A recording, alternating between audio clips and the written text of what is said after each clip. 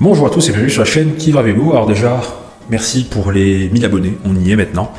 Ça fait plaisir, voilà. Donc voilà, merci pour votre soutien, ça fait plaisir et ça va droit au cœur. Aujourd'hui, nous allons poser la question qui est la suivante. Est-ce que la technologie va-t-elle tuer le vélo? Je dis ça parce que j'ai vu le premier cintre combo potence intelligent qui est réalisé par la société Flight et qui répond au doux nom de Flight Deck. Alors, on peut en penser ce qu'on en veut. Pour certains, ce sera incroyable et pour d'autres, ce sera un simple gadget. Le but de ce Flight Deck est de remplacer tout ce qui est GPS, capteur, caméra, radar, éclairage pour avoir une vision plus claire et un cintre plus épuré, tout simplement. Je vais donner quelques petites caractéristiques sur le Flight Deck.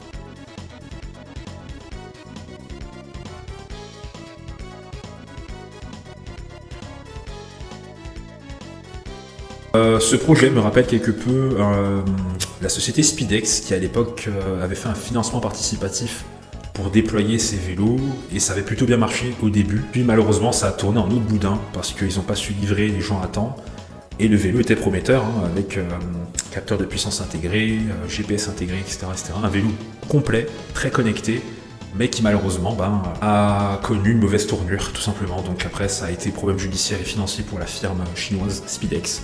J'espère sincèrement que Flight s'en sortira un peu mieux. Maintenant qu'on a vu ça, là, moi je reviens vite fait à 2015.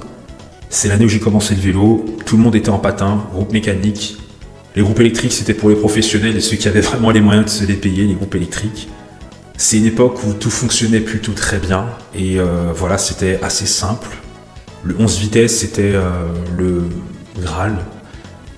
Et la technologie la plus avancée à ce moment-là. Le disque en était assez balbutiement par rapport à la route. Maintenant, évidemment, je reviens en 2025, le vélo il a changé, donc là maintenant il y a les disques, les groupes électriques qui se sont démocratisés, le gravel aussi qui s'est démocratisé, l'émergence de certaines marques chinoises avec un bon rapport qualité-prix, et les vélos à assistance électrique en tout genre qui sont venus se greffer au paysage et qui ont permis à ce que le plus grand nombre de personnes puissent disposer de ces technologies et du confort qui va avec. Donc tout ça c'est bien, mais là maintenant le patin par exemple, c'est, j'ai l'impression, quelque chose qui paraît désuet. J'ai pas dit qui est désuet, mais qui paraît désuet. C'est un peu dommage parce que le patin, ça fonctionne très bien. Il y a des vélos qui ont 40 ans et qui sont à patin et qui fonctionnent encore merveilleusement bien. Pareil, les groupes électriques, c'est bien, mais j'ai l'impression qu'on s'est vu imposer parce que les groupes mécaniques fonctionnent très bien. Voilà, je regrette que Shimano n'ait pas sorti un Ultegra ou Shimano Dura Ace à 12 vitesses en mécanique. Voilà, c'est vraiment dommage de ne pas avoir fait ça parce que le mécanique c'est immortel tout simplement, il n'y a pas d'autre mot. Voilà, on change 2-3 petites pièces par-ci par-là, les galets, et puis ça repart tout simplement. Donc voilà, c'est dommage de ne pas avoir pensé à ça. Et maintenant je me dis que la société Flight, avec ce centre connecté, va peut-être inspirer d'autres fabricants et pourquoi pas faire la même chose. Et ça fait craindre la chose suivante, les GPS qu'on a actuellement vont-ils être remplacés? Est-ce qu'on aura des vélos encore un peu plus chers? Voilà, ça fera encore des batteries, et encore des batteries, et encore des batteries. Et puis bon, qu'en sera-t-il de nos données aussi? Voilà, qu'en sera-t-il de nos données, de l'obsolescence programmée, des problèmes de vie privée, etc., etc. Voilà, je pense que dans l'idée, c'est bien. Ce que fait Flight Deck, ça ravira certainement des geeks, des fans de l'avant-gardisme qui veulent se différencier, à condition d'avoir le portefeuille qui va avec. Mais quand je vois un cintre comme ça, je me dis qu'à trop avoir la tête dans le guidon, on finit par en perdre des pédales. Et c'est un petit peu dommage. Voilà, certes les données c'est bien, mais l'essence du vélo c'est juste de se balader, de se faire plaisir. On n'est pas obligé d'avoir le dernier GPS à la mode, le dernier capteur de puissance à la mode, etc. etc. Et faut que ça reste accessible à tous. Quand je vois le nombre de marques qui se sont lancées dans le cyclisme, chacune y allant de son innovation, pour le meilleur comme pour le pire, parfois ça peut faire croître les prix et ça c'est vraiment dommage. Il faut que le vélo reste vélo.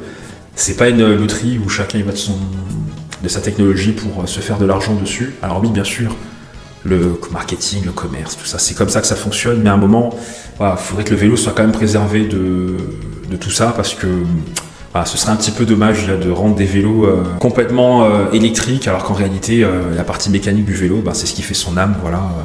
Et voilà, ce serait dommage que ça aille un petit peu trop loin et d'avoir des vélos qui avec le temps deviennent méconnaissables. Voilà, là à l'heure actuelle, je vais conclure avec ça. On a déjà des GPS ultra connectés, on a de l'intelligence artificielle qui se mêle au programme d'entraînement. Il y a Strava, il y a tout un tas d'autres innovations exceptionnelles qui peuvent arriver et qui peuvent changer notre quotidien. On ne va pas se plaindre maintenant d'un Garmin Varia ou autre, donc tant mieux. Mais à un moment, voilà, est-ce qu'on est obligé de tout le temps évoluer à vitesse grand V au point d'occulter certaines technologies? Franchement, je ne sais pas. La vitesse à laquelle le patin était évincé, c'est effrayant. Voilà, en 2017-2018, il y avait une espèce de cohabitation entre le disque et le patin. Et là maintenant, le patin, on a l'impression que ça n'existe même plus, alors qu'en réalité, la technologie patin est juste immortelle. Ça ne mourra jamais. Voilà, le marché de l'occasion, il est là, clairement. Même s'il y a de moins en moins d'offres en neuf, il y aura toujours une espèce de demande parce qu'il y a toujours des gens qui aimeront ça. Donc voilà, le patin est moins mis en avant, mais ça restera toujours efficace. Je préfère le disque au patin, mais je me dis que de cracher comme ça sur des technologies qui, fut un temps, étaient si bonnes, efficaces et plébiscitées, je trouve ça un peu dommage. Voilà, bien sûr, il faut changer, il faut évoluer. Il y a que les cons qui ne changent pas d'avis, comme on dit, mais à un moment, voilà, faut pas que ça aille trop vite parce que sinon la clientèle elle va se perdre et le vélo pourra perdre son intérêt, à savoir celui de se faire du bien, de juste voir du paysage et de juste se faire plaisir tout seul ou avec des amis, peu importe les moyens dont nous disposons. Et c'est ça l'essence du cyclisme à mes yeux. Voilà. Bon, vidéo qui peut-être portera à débat, je ne sais pas. Merci de rester bienveillant dans les commentaires, de cas échéant. Tout ça, c'est juste ce que je pense. Après, voilà, j'essaie d'être le plus nuancé possible. N'hésitez pas à mettre un j'aime, un petit commentaire et à vous abonner, ça me fait toujours plaisir. N'oubliez pas, qui va un vélo. À la prochaine. Ciao.